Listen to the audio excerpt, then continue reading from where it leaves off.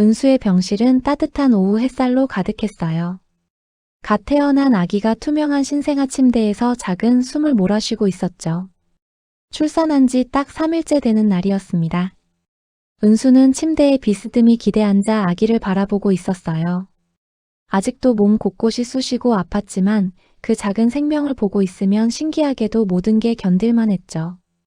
회음부 절개 상처는 앉을 때마다 찢어질 듯 아팠고 2시간마다 반복되는 수유 때문에 제대로 잠을 잘 수도 없었어요. 그래도 괜찮았습니다. 이 작은 존재를 위해서라면 견딜 수 있을 것 같았으니까요. 남편 준혁은 옆에서 스마트폰을 들여다보고 있었어요. 회사 업무인가 싶었는데 가끔씩 피식 웃는 걸 보니 아닌 것 같았죠. 은수는 그런 남편을 보면서도 뭐라 하지 않았어요. 출산의 고통을 모르는 남자니까 이해해주려 했던 거죠. 하지만 곧 그 평화로운 오후가 산산조각 날 줄은 몰랐습니다. 휴대폰이 울렸어요. 화면에는 시어머니라는 이름이 떠 있었죠. 은수는 침대에서 조심스럽게 몸을 일으켜 전화를 받았습니다. 어머니 안녕하세요. 목소리를 최대한 밝게 내려 했었어요. 시어머니의 목소리가 흘러나왔습니다. 은수야, 몸은 좀 어때? 짧은 안부 인사였죠. 은수가 괜찮습니다 라고 대답하기도 전에 시어머니의 본론이 시작됐어요. 그래서 말인데 올해 추석 말이야. 너희 집에서 보내면 어떨까 싶어서. 은수의 손이 미세하게 떨렸습니다. 뭔가 이상한 예감이 들었어요. 추석이요? 은수가 조심스럽게 되물었죠. 응, 우리 집은 올해 리모델링 공사 중이거든.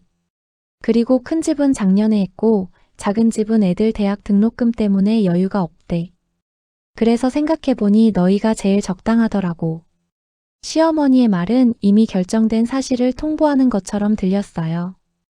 은수는 입술을 깨물었습니다. 출산한 지 3일밖에 안 됐는데요. 전화를 끄는 은수는 남편을 바라봤어요. 준혁은 여전히 스마트폰을 보고 있었죠. 여보. 은수가 조심스럽게 불렀습니다. 응. 준혁은 화면에서 눈을 떼지 않은 채 대답했어요. 어머니가 추석을 우리 집에서 보내자고 하시는데. 은수의 목소리는 점점 작아졌죠. 그제야 준혁이 고개를 들었습니다. 아, 그거. 나도 아까 엄마한테 연락받았어. 괜찮지? 우리 집이 제일 넓기도 하고. 준혁의 표정은 너무나 태연했어요. 은수는 믿을 수가 없었습니다. 여보, 나 출산한 지 3일밖에 안 됐어요. 아직 제대로 걷지도 못하는데. 에이, 괜찮아. 엄마 말로는 준비는 다 도와주신대. 너는 그냥 집만 빌려주면 된다고 하셨어. 준혁은 다시 스마트폰으로 시선을 돌렸죠. 마치 아무 문제도 없다는 듯이요. 은수는 할 말을 잃었습니다. 준비를 도와준다고? 그럼 차례상은 누가 차리고 음식은 누가 만들죠? 은수는 조용히 화장실로 향했어요. 걷는 것조차 고통스러웠죠. 다리 사이가 찢어지는 것 같았고 자궁은 아직도 수축하면서 쥐어짜는 듯한 통증을 보냈습니다. 변기에 앉는 순간 눈물이 날 뻔했어요.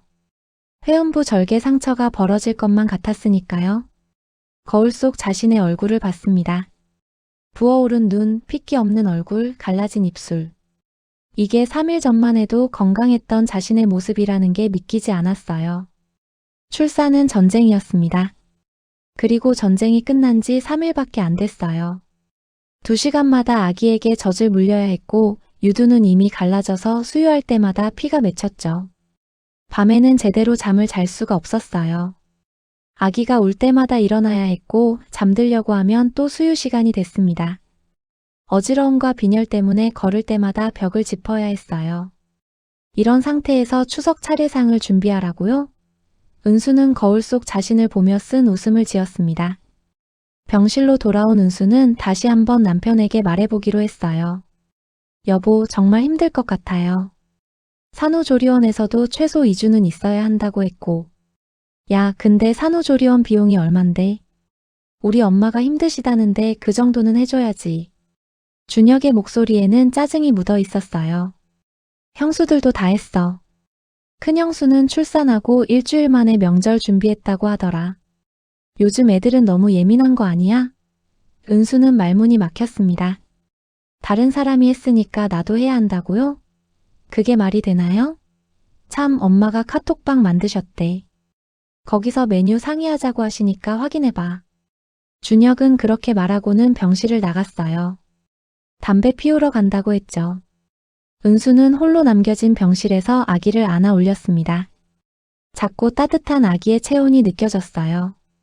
눈물이 흘러내렸죠. 이 아이를 위해 견뎌야 하는데 자신은 지금 너무 약한 것일까요? 아니면 이건 정말 부당한 걸까요? 휴대폰 알림이 연달아 울렸어요. 우리 가족 추석 모임이라는 카톡방이 새로 생겼더군요. 시어머니가 방장이었습니다. 은수는 떨리는 손으로 대화방을 열어봤어요.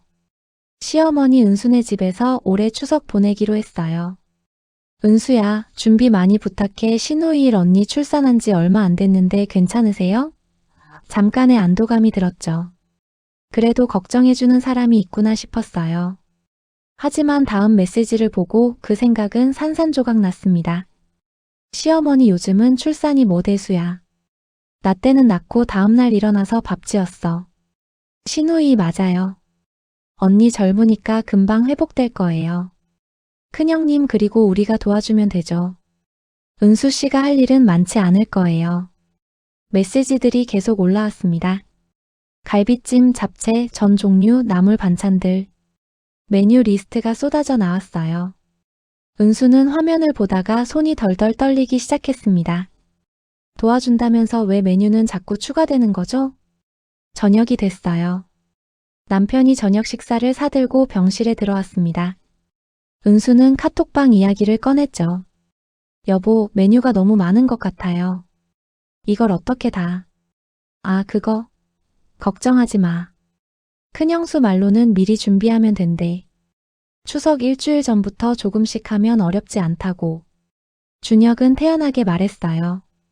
일주일 전이면 제가 산후조리원에 있을 때잖아요. 그러니까 좀 일찍 퇴소하면 되지. 어차피 집에서 쉬는 거나 거기서 쉬는 거나 똑같잖아. 은수는 어이가 없었습니다. 똑같다고요? 산후조리원은 전문 간호사들이 24시간 케어해주는 곳이에요. 식사도 나오고 아기도 돌봐주고 산모는 오로지 회복에만 집중할 수 있는 곳이죠. 그런데 그게 집에서 혼자 차례 음식 준비하는 것과 똑같다고요? 큰 형수도 했고 작은 형수도 했어. 너만 유난 떠는 거야? 준혁의 말이 은수의 가슴을 찔렀습니다. 유난을 떠는 거라고요. 출산의 고통을 호소하는 게 유난인가요? 다음 날 아침 시어머니가 병실로 찾아왔어요. 손에는 과일 바구니를 들고 있었죠. 은수야, 몸은 좀 어때? 상냥한 목소리였습니다. 괜찮습니다, 어머니. 은수는 애써 웃으며 대답했어요. 그래, 그래. 젊으니까 금방 회복되겠네. 그나저나 산후조리원 언제 퇴소하기로 했어? 드디어 본론이 나왔습니다. 원래는 2주 예정인데요. 2주? 그럼 추석 준비하기 빠듯하겠는데 일주일만 있다가 나오면 안 될까? 시어머니의 눈빛이 은수를 압박했어요. 어머니, 그런데 의사 선생님이 최소 2주는 있어야 한다고. 에이, 의사들이 뭘 알아. 그 사람들은 장사해야 하니까 그런 거지. 나 때는 그런 거 없었어도 다들 잘 컸어. 시어머니는 웃으며 말했지만 그 웃음은 은수에게 전혀 따뜻하게 느껴지지 않았어요.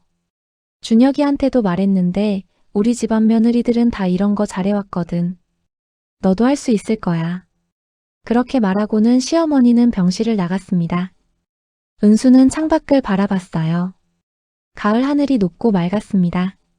문득 어머니 생각이 났죠.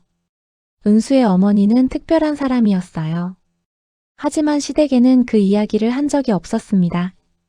결혼 전 준혁을 만났을 때 은수는 의도적으로 자신의 집안 이야기를 최소화했어요. 부모님은 평범하게 사세요. 아버지는 회사 다니시고 어머니는 집에 계세요. 거짓말은 아니었죠. 어머니는 정말 집에 많이 계셨으니까요. 다만 그 집이 자신이 운영하는 산부인과 병원이라는 것만 말하지 않았을 뿐이에요. 왜 숨겼냐고요? 은수는 알고 싶었던 겁니다. 준혁이 자신을 어떻게 대할지, 시댁에서 며느리를 어떻게 생각하는지.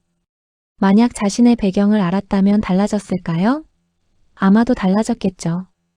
사람들은 항상 그랬으니까요. 은수는 작은 한숨을 내쉬었습니다. 이제 그 답을 알게 된 것 같았어요. 아주 명확하게요. 핸드폰이 울렸어요. 화면에는 엄마라는 이름이 떠 있었습니다. 은수는 재빨리 화장실로 들어가 문을 잠그고 전화를 받았어요. 엄마. 목소리가 떨렸습니다. 은수야, 괜찮아? 목소리가 왜 그래? 어머니의 목소리는 걱정으로 가득했어요. 엄마, 나 추석에 시댁 식구들 차례상 준비해야 할 것 같아. 뭐? 어머니의 목소리가 높아졌습니다. 출산한 지 3일밖에 안 됐는데 시어머니가 그러시는데 요즘은 출산이 뭐 대수냐고. 다들 했으니까 나도 해야 한대. 은수의 눈에서 눈물이 흘러내렸어요. 은수야, 그거 아니야. 산후조리는 생명이 걸린 문제라고. 내가 산부인과 의사로 30년 일했는데 그런 무지한 소리를 들으면. 어머니의 목소리가 떨렸습니다. 엄마, 괜찮아. 내가 참으면 돼. 참는 게 아니야. 내 건강이 망가지면 누가 책임지는데. 전화 너머로 어머니의 한숨이 들렸어요. 은수야, 엄마가 갈까? 지금 당장. 아니야, 엄마. 괜찮아. 내가 해볼게. 은수는 서둘러 전화를 끊었습니다. 결국 은수는 산후조리원을 일주일 만에 중도 퇴소했어요. 집으로 돌아왔을 때 현관문을 여는 것조차 힘겨웠습니다. 신생아를 안고 산후조리 가방을 들고 비틀거리며 집 안으로 들어갔죠. 남편은 회사에 갔고 집은 텅 비어 있었어요. 아니, 정확히는 텅 빈 게 아니었습니다. 식탁 위에는 메모지가 붙어 있었어요. 시어머니의 필체였죠. 은수야, 장보기 리스트야. 내일부터 시작하면 될 것 같아. 큰 마트 가면 다 있으니까 걱정하지 마. 아, 그리고 냉장고 청소 좀 해놔. 음식 많이 들어갈 거거든. 은수는 메모지를 들고 주저앉고 싶었어요. 장보기 리스트에는 갈비 오케이지, 각종 채소들, 전 부칠 재료들이 빼곡하게 적혀 있었습니다. 이걸 언제 다 사고 언제 다 준비하죠? 신생아를 안고요? 아기가 울기 시작했어요. 수유 시간이었습니다. 은수는 아기를 안고 소파에 앉았죠. 회음부 상처가 아직도 쓰라렸어요. 눈물이 또 흘러내렸습니다. 추석 3일 전부터 본격적인 준비가 시작됐어요. 은수는 새벽 5시에 일어났습니다. 아기는 밤새 3번이나 깼고 제대로 잔 시간은 2시간도 안 됐어요. 어지럽고 눈앞이 흐릿했지만 일어나야 했습니다. 갈비찜을 만들어야 했거든요. 오케이지의 갈비를 손질하는 동안 손이 계속 떨렸어요. 핏물을 빼고 양념을 재우고 냄비에 넣는 모든 과정이 고문처럼 느껴졌습니다. 중간중간 아기가 울면 손을 씻고 달려가서 수유를 해야 했죠. 수유 후 다시 부엌으로 돌아오면 갈비에서는 눌어붙는 냄새가 났어요. 잡채를 만들 차례였습니다. 당면을 삶고 채소를 볶고 고기를 볶고 서 있는 것만으로도 다리가 후들거렸어요. 자궁은 아직도 간헐적으로 수축했고 그때마다 배가 쥐어짜이는 것 같았습니다. 오후가 되자 시어머니한테서 전화가 왔어요. 은수야, 준비 잘 돼가? 네, 어머니. 그래, 수고한다. 아, 맞다. 동태전도 부쳐놔. 우리 막내가 그거 좋아하거든. 전화를 끊고 은수는 그대로 바닥에 주저앉았습니다. 추석 당일 아침 시댁 식구들이 도착하기 시작했어요. 제일 먼저 온 건 시어머니와 시아버지였습니다. 은수야, 우리 왔어. 현관문이 열리며 시어머니의 목소리가 들렸죠. 은수는 아기를 재우고 나온 참이었어요. 겨우 1시간 자고 일어나서 얼굴을 제대로 씻지도 못한 상태였습니다. 어머니, 어서 오세요. 인사를 하는데 몸이 휘청거렸어요. 시어머니는 곧장 주방으로 향했습니다. 어디 봐볼까? 음식들 준비 잘 됐나? 냉장고를 열어보고 차례상에 올릴 음식들을 하나씩 확인하기 시작했어요. 갈비찜이 좀 짜 보이는데 잡채는 왜 이렇게 기름져? 저는 몇 종류 부쳤어? 품평이 이어졌습니다. 은수는 그저 고개를 숙이고 서 있을 뿐이었어요. 고지역 큰형님 가족, 작은형님 가족, 시누이들이 줄줄이 도착했습니다.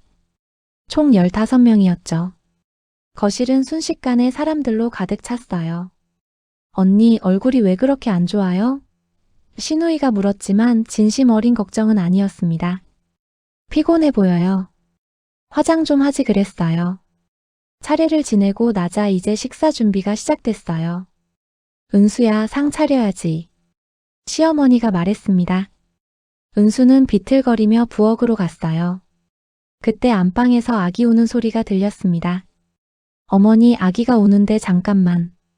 애 울어봤자 죽지 않아. 밥상 차리는 게 먼저야. 시어머니의 목소리는 단호했어요. 은수는 발이 떨어지지 않았습니다. 하지만 시댁 식구들의 시선이 느껴졌죠. 어쩔 수 없이 부엌으로 향했어요.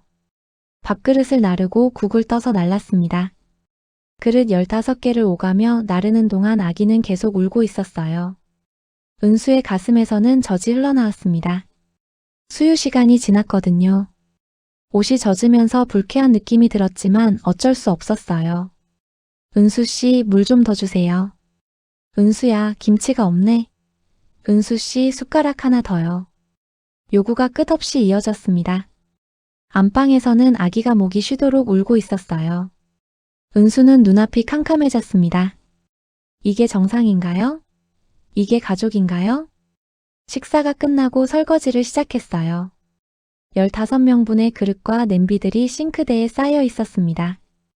은수는 기계적으로 손을 움직였죠. 그때 거실에서 웃음소리가 들려왔어요. 시댁 식구들은 편하게 TV를 보며 과일을 먹고 있었습니다. 은수 씨, 커피 좀 타주세요. 시누이의 목소리가 들렸어요.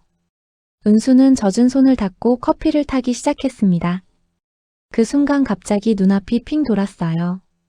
바닥이 기울어지는 것 같았고 귀에서는 이명이 들렸습니다. 손에 들고 있던 컵이 바닥에 떨어졌어요. 와르르 깨지는 소리가 났죠. 어머, 조심성이. 시어머니의 목소리가 들렸지만 점점 멀어졌습니다. 은수의 몸이 천천히 앞으로 기울어졌어요. 마지막으로 본 건 깨진 컵 조각들이었습니다. 그리고 그 위로 쓰러지는 자신의 몸. 아기의 울음소리가 멀리서 들렸죠. 은수야.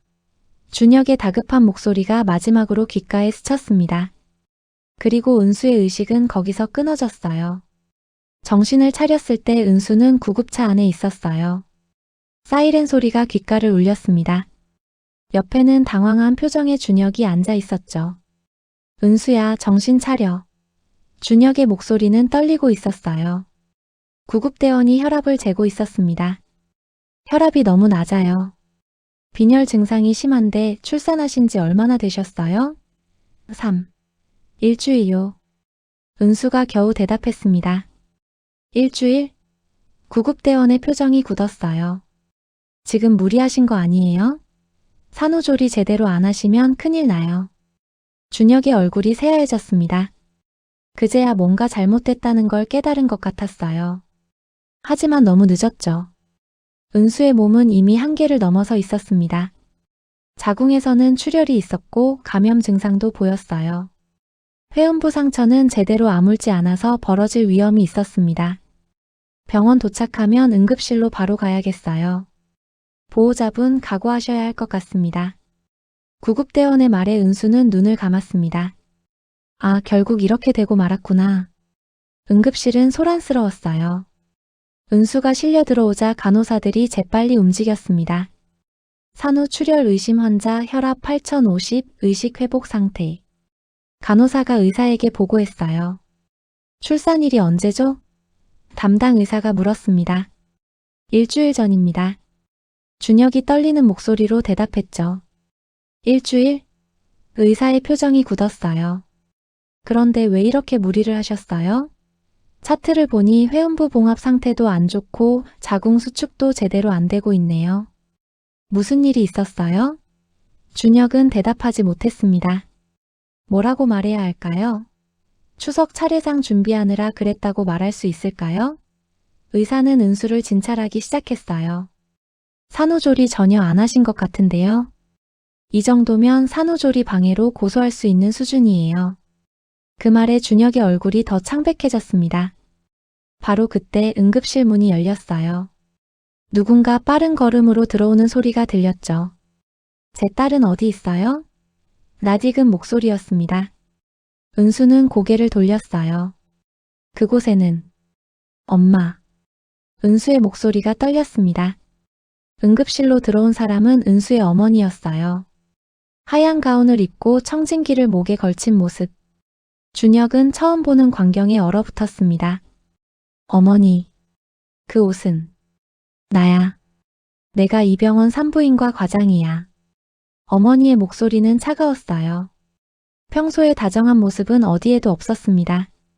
어머니는 곧장 은수에게로 다가왔죠. 은수야, 엄마 왔어. 괜찮아. 그리고는 담당 의사에게 차트를 받아들었어요. 차트를 보는 어머니의 표정이 점점 굳어갔습니다. 출산 일주일 만에 산후조리원 중도 퇴소, 과다 노동, 산후출혈, 회음부 상처 악화. 중얼거리던 어머니가 천천히 준혁을 돌아봤어요. 자네 설명이 좀 필요할 것 같은데 내 딸이 왜 이렇게 됐는지. 준혁은 입을 떼지 못했습니다. 어머니의 눈빛이 너무 차가웠거든요. 설명을 못하겠나? 그럼 내가 말해줄게. 산후조리도 제대로 못하게 하고 명절 음식 준비시키고 신생아 돌보게 하고 그렇게 해서 내 딸을 응급실로 보낸 거지? 응급실 문이 다시 열렸어요. 이번에는 정장을 입은 중년 남성이 들어왔습니다. 은수의 아버지였죠. 은수가 어디 있어? 아버지의 목소리는 낮지만 강했어요. 뒤따라 한 무리의 사람들이 들어왔습니다. 비서로 보이는 사람, 변호사로 보이는 사람들. 준혁은 상황을 파악할 수가 없었어요. 장인어른이 평범한 회사원이라고 들었는데 이 분위기는 뭐죠? 아버지. 은수가 약하게 불렀습니다. 은수야, 아빠가 늦어서 미안하구나. 아버지는 은수의 손을 잡았어요. 그리고 천천히 준혁을 돌아봤죠. 자네가 내 딸을 이렇게 만든 건가? 저는. 변명은 나중에 들을 테니 일단 상황부터 정리하지. 이쪽은 우리 법무법인의 김 변호사. 앞으로 이 사건을 담당하게 될. 아버지의 말에 준혁은 무릎이 꺾일 것 같았어요. 법무법인? 사건? 저기. 장인어른. 무슨 사건이요? 자네가 저지른 산후조리 방해죄 그리고 신생아 방치로 인한 아동학대 혐의. 이 정도면 사건 아닌가? 준혁은 그제야 깨달았어요. 자신이 아내에 대해 아무것도 몰랐다는 것을요. 당신. 장인어른이 변호사셨어요? 떨리는 목소리로 물었습니다. 변호사? 그냥 변호사가 아니에요. 옆에 서 있던 김 변호사가 명함을 내밀었어요. 거기에는 태평양 법무법인 대표 변호사 강철민이라고 적혀 있었습니다. 준혁은 그 이름을 알고 있었어요. 법조계의 전설 같은 인물이었죠. 대기업 소송을 도맡아 하는 최고의 변호사. 그리고 장모님은 이 병원의 산부인과 과장이시고 여성건강권 운동의 선구자세요. SBS에도 나오셨어요. 간호사가 작게 속삭였습니다. 준혁의 머릿속이 하얘졌어요. 은수는 조용히 누워서 이 모든 걸 지켜보고 있었습니다. 왜 말 안 했어? 준혁이 떨리는 목소리로 물었죠. 은수가 천천히 입을 열었어요. 보고 싶었어요. 당신이 나를 어떻게 대하는지, 내 배경이 아니라 나 자신을 봐주는지. 은수의 목소리는 차분했습니다. 그리고 이제 알았어요. 답을요? 은수의 어머니는 진찰을 마치고 진단서를 작성하기 시작했어요. 산후 일주일차 산모의 과로로 인한 급성 빈혈, 산후 출혈 재발 위험, 회음부 봉합 부위 감염 초기 증상, 산후 우울증 초기 징후. 하나하나 기록되는 내용들이 준혁의 심장을 짓눌렀습니다. 이 정도 상태가 되려면 상당한 신체적 스트레스와 무리가 있어야 하는데 출산 후 일주일도 안 된 산모가 감당할 수 있는 일이 아니야. 어머니는 차트에 서명하며 말했어요. 그리고 이건 명백한 산후조리 방해에 해당해. 남편과 시댁의 강요로 산후조리원을 중도 퇴소했고 과도한 가사 노동을 강요받았으며 신생아 돌봄에 집중해야 할 시기에 명절 음식 준비를 했다. 어머니의 목소리는 떨리고 있었어요. 분노를 억누르는 게 보였죠. 의학적으로 말씀드리면 이 정도 무리는 산모의 생명을 위협할 수 있어. 산후 출혈로 사망하는 경우도 있고 산욕기 감염으로 폐혈증에 이를 수도 있지. 당신들이 한 건 단순한 무신경함이 아니야. 살인 미수에 가까워. 은수의 아버지는 서류 가방에서 두꺼운 파일을 꺼냈어요. 이건 법적 경고장이다. 지금부터 자네와 자네 가족들에게 전달할 내용이지. 준혁은 서류를 받아들었습니다. 손이 떨려서 제대로 잡을 수가 없었죠. 첫째, 산후조리 방해죄. 모자보건법 제7조 2항에 의거하여 산모의 건강관리를 방해한 행위에 대해 고소할 수 있음. 둘째, 아동학대 혐의.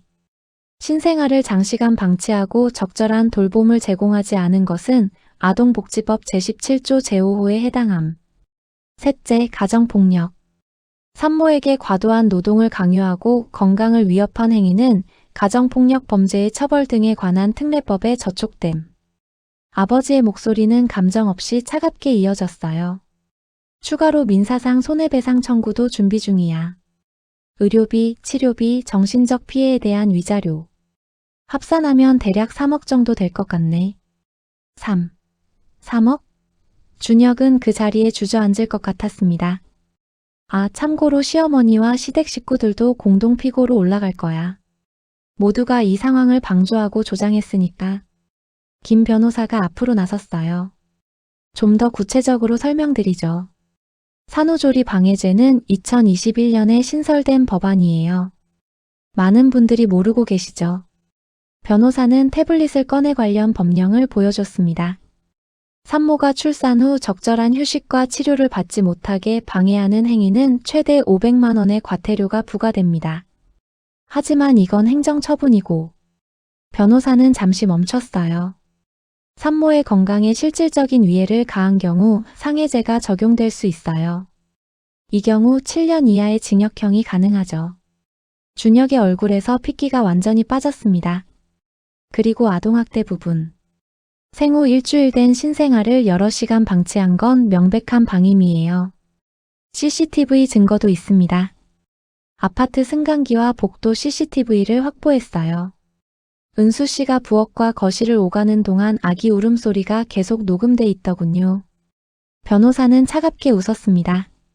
이 정도면 아동학대 신고 의무가 있는 의료진이 아동보호전문기관에 신고해야 하는 사안이에요. 그때 응급실 밖이 시끄러워졌어요. 시어머니와 시댁 식구들이 도착한 것이죠. 은수가 어디 있어? 우리 며느리. 시어머니의 목소리가 들렸습니다. 하지만 응급실 입구에서 보안요원이 막아섰어요.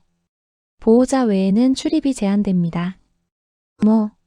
나 시어머니야. 비켜봐. 어머니가 밖으로 나갔습니다.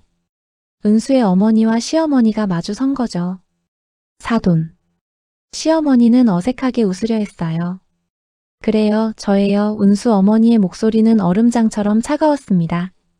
그게 우리도 이렇게 될 줄은. 요즘 애들이 너무 약해서. 약하다고요? 어머니의 목소리가 높아졌어요. 출산은 전쟁이에요. 교통사고로 전신 골절당한 것과 비슷한 충격을 몸이 받는다고요? 그런 사람한테 일주일 만에 일 시키는 게 정상인가요? 시댁 식구들은 아무 말도 하지 못했습니다. 저희가 도와주려고 했는데요. 큰형수가 변명했죠. 도와줬다고요? 그럼 왜 제 딸이 혼자 부엌에서 쓰러진 거죠? 준혁은 은수의 침대 옆에 무릎을 꿇었어요. 은수야, 미안해. 정말 미안해. 눈물이 주르륵 흘러내렸습니다. 내가 몰랐어. 네가 이렇게 힘든 줄. 출산이 이렇게 무서운 건 줄. 알았어야죠.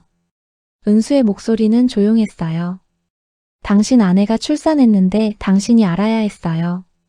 찾아보고 공부하고 보호해야 했죠. 그래, 내가 잘못했어. 다시 기회를 줘. 앞으로 잘할게. 준혁은 은수의 손을 잡으려 했습니다. 하지만 은수는 손을 빼버렸어요. 여보, 난 당신한테 실험 대상이었나요? 내 배경을 숨기고 결혼했어요. 당신이 나를 어떻게 대하는지 보고 싶었거든요. 재력도 없고 백도 없는 평범한 여자라고 생각했을 때의 당신 모습. 은수의 눈에서 눈물이 흘렀습니다.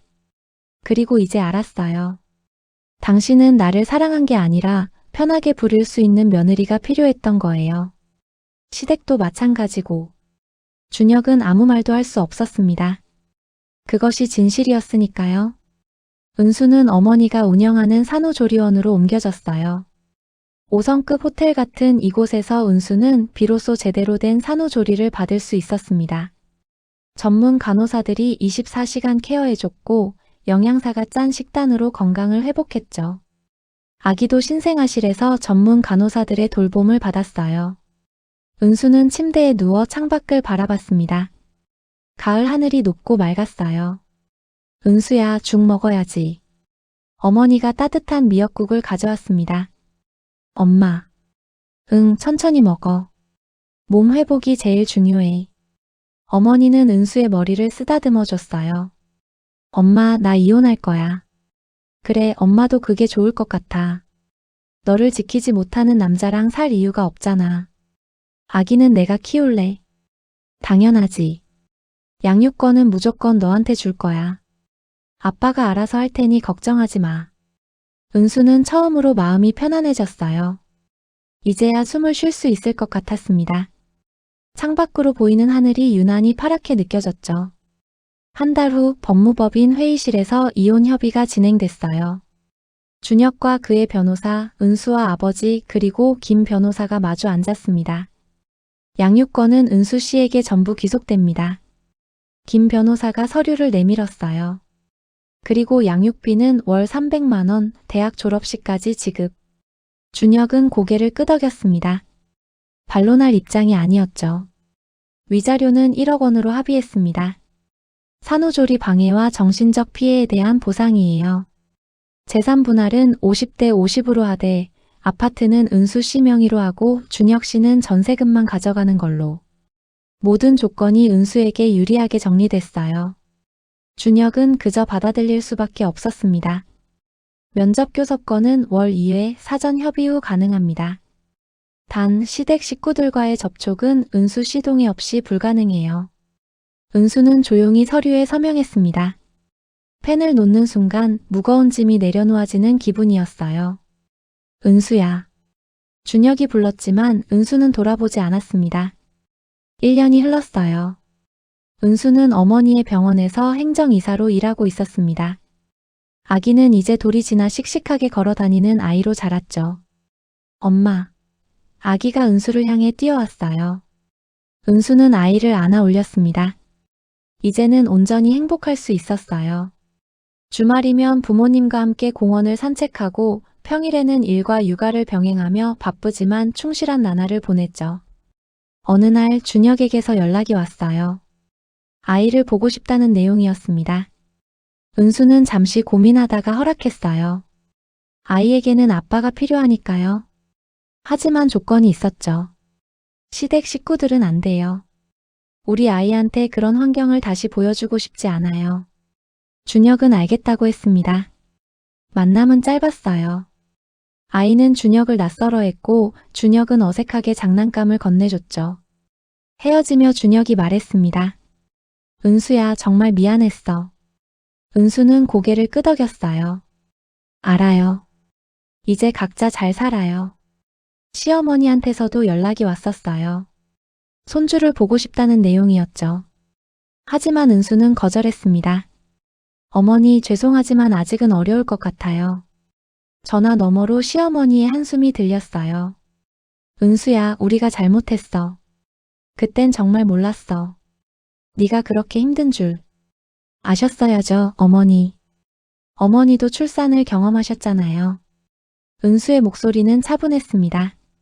화는 이미 사라졌고 이제는 그저 담담한 마음만 남아 있었어요.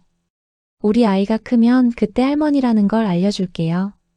하지만 지금은 안 돼요. 아이를 보호하고 싶어요. 시어머니는 울먹이며 알겠다고 했습니다. 은수는 전화를 끊고 아이를 바라봤어요. 평화롭게 잠든 아이의 얼굴. 이 아이만큼은 자신이 겪은 일을 겪지 않게 하고 싶었습니다. 존중받는 삶이 무엇인지 가르쳐주고 싶었어요. 그리고 무엇보다 사랑이 희생이 아니라 서로를 지켜주는 것임을 알려주고 싶었죠. 가을이 깊어지던 어느 오후였어요. 은수는 아이와 함께 공원 벤치에 앉아 있었습니다. 아이는 낙엽을 주우며 신나게 웃고 있었죠. 바람이 불어왔어요. 차갑지 않고 포근한 바람이었습니다. 은수는 그 바람을 맞으며 생각했어요. 사랑이란 게 뭘까요? 함께 있다는 것만으로 충분한 게 사랑일까요? 아니면 서로를 지켜줄 수 있어야 사랑일까요? 출산은 기적이에요. 새로운 생명이 세상에 나오는 순간이죠. 하지만 그 기적은 누군가의 희생 위에 세워져서는 안 되는 거였어요. 존중이 있어야 했습니다. 배려가 있어야 했고 이해가 있어야 했죠. 은수는 자신이 겪은 일이 결코 헛되지 않기를 바랐어요. 어딘가에 자신과 같은 처지의 여성이 있다면 용기를 내서 말할 수 있기를 바랐죠. 이건 아니에요 라고. 아이가 은수에게 낙엽을 건넸습니다. 작은 손에 들린 낙엽은 빨갛게 물들어 있었어요.